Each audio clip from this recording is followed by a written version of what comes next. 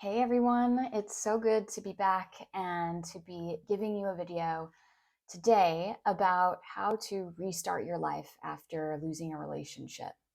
My name is Leah. I'm a life and relationship transition coach, and I really pride myself in being able to guide people through big and small life transitions, especially relationships. So today, super excited. Let's just jump into it. The first step is to grieve. I think without this being the first step, moving on or restarting your life after a breakup or the loss of a relationship can be a little surface level.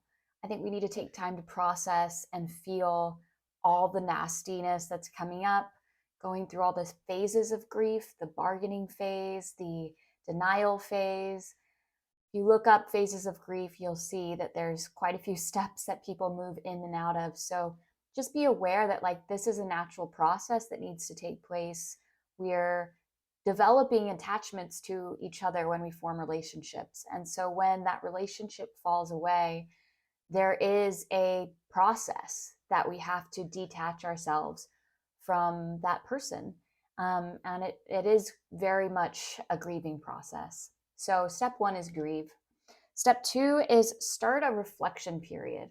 So, this is where you might be journaling a lot. This is where you might be making lists of what went right, what went wrong. This is different from the bargaining phase of grief. This is a time where you've reached a certain level of acceptance, maybe, and you are now looking at it as a learning opportunity.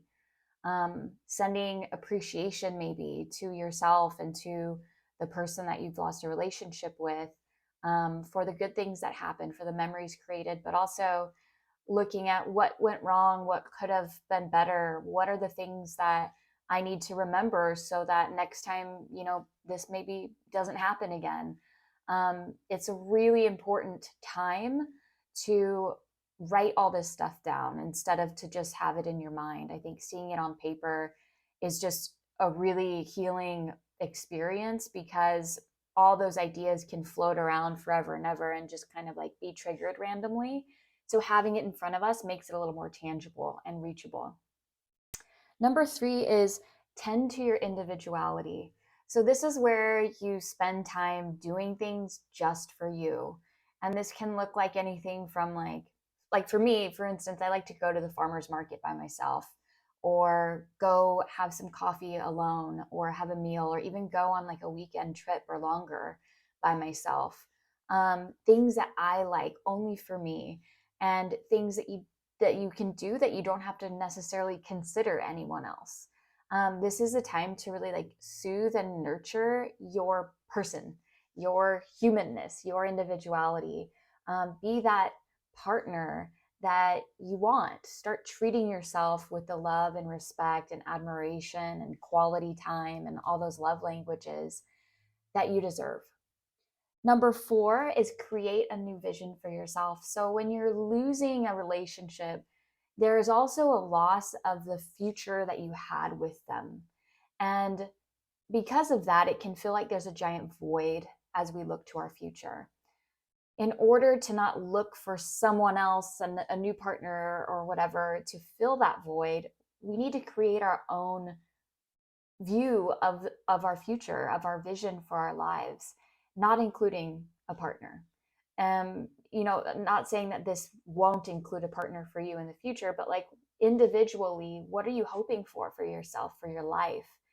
When we have an individual vision for ourselves, it really empowers us to put us in the driver's seat of our lives and to not be in that oh, I need to wait for somebody for my life to begin. So having an individual vision is really important. The fifth and final step that I'm going to mention today, and there's many more things, but the fifth and final step is to change your environment or to change your surroundings. So this is more of a surface level tool or technique that I like to implement, but you'll see people often going through breakups or loss of a relationship, and they'll maybe move, or they'll cut their hair, or they'll start cleaning their house and maybe throwing out a bunch of old stuff, old things that energetically hold that heavy feeling. Um, the things around us definitely feed into how we're feeling and our ability to feel like we are able to reset and start again. So look at and pay attention to everything outside of you, that maybe your friendships, even the clothes that you might be wearing. I'm not saying you have to make drastic changes, but feel into what energy things have for you. And if there's anything that feels like it's sort of tethering you to the past, I want you to think about either changing it or letting go of it or switching it up. Our environment is just really, really important in order to help us to nurture into life this new path that we're taking, um, into maybe the next partnership or our singlehood. So I'm talking about friendships too. So this all relationships in general this applies to. I hope that you found some use from this. I'd love to know what you think in the comments. And if you're going through loss right now, my heart is with you. Let yourself be in this process. It will pass. It's all temporary. And take care of yourself. Bye.